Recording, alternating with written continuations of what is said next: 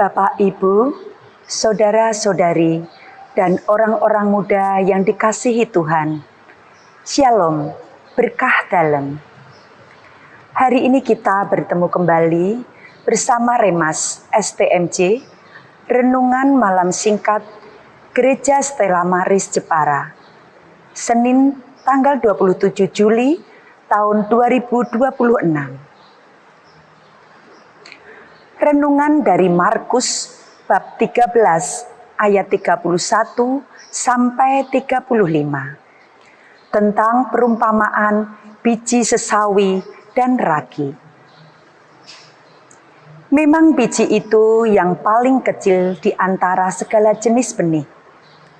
Tetapi apabila sudah tumbuh, sesawi itu lebih besar daripada sayuran yang lain.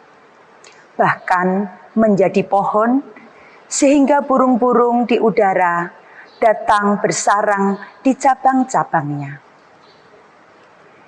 Biji sesawi memiliki ukuran biji yang sangat kecil, tetapi bisa tumbuh besar dan memiliki cabang-cabang yang kokoh dan menjadi sarang bagi burung-burung.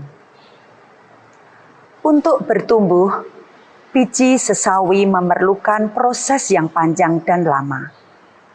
Untuk tumbuh, memerlukan tanah yang baik, sinar matahari yang cukup, air yang cukup, perawatan yang intensif, dan menjaganya dari serangan hama, serta banyak hal lain yang dibutuhkan untuk tumbuh. Seumpama ragi yang diambil seorang wanita dan diadukkan ke dalam tepung terigu, 3 sukat sampai khamir seluruhnya. Mengaduk adalah proses membuat roti. Terkadang bukan hanya diaduk, tapi perlu dibanting demi menghasilkan roti yang enak rasanya. Jadi apapun itu, baik biji sesawi atau ragi, yang paling penting dari perumpamaan di atas adalah proses yang membawa pertumbuhan dan perubahan dari yang kecil menjadi besar dan berkembang. Mari kita merenungkan bersama. Jika biji sesawi perlu proses untuk bertumbuh, diterpa hujan, angin, dan hama untuk bisa tumbuh, pun ragi perlu diaduk, dan jika perlu adonannya dibanting untuk mengembang. Lalu bagaimanakah dengan iman kita sendiri?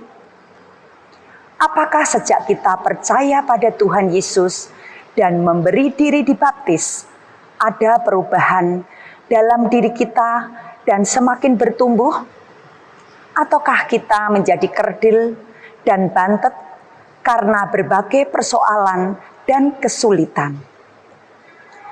Beriman bukan sekedar pergi ke gereja, berdoa rosario, menghafalkan semua doa, rajin mengaku dosa dan sebagainya. Tetapi bagaimana semua hal itu melalui proses yang panjang dan lama dapat diwujudkan dalam tindakan kita sehari-hari. Dari rajin ke gereja, menjadi rajin mengunjungi orang yang sakit, ke panti asuhan, dan sebagainya. Pada saat itulah kita menghadirkan kerajaan Allah, bukan hanya bagi diri kita sendiri, tetapi juga bagi mereka yang dipercayakan kepada kita, dan juga bagi mereka yang belum mengenal Kristus. Bapak, Ibu, saudara-saudari terkasih dalam Tuhan. Hari ini Yesus mengajak kita untuk bertumbuh dan berkembang dalam hal iman, agar kita mampu menghadirkan kerajaan Allah melalui hidup kita. Kerajaan Allah sungguh ada di hati kita ketika kita membiarkan Allah untuk merajainya. Kemuliaan kepada Bapa dan Putra dan Roh Kudus, seperti pada permulaan, sekarang, selalu, dan sepanjang segala abad.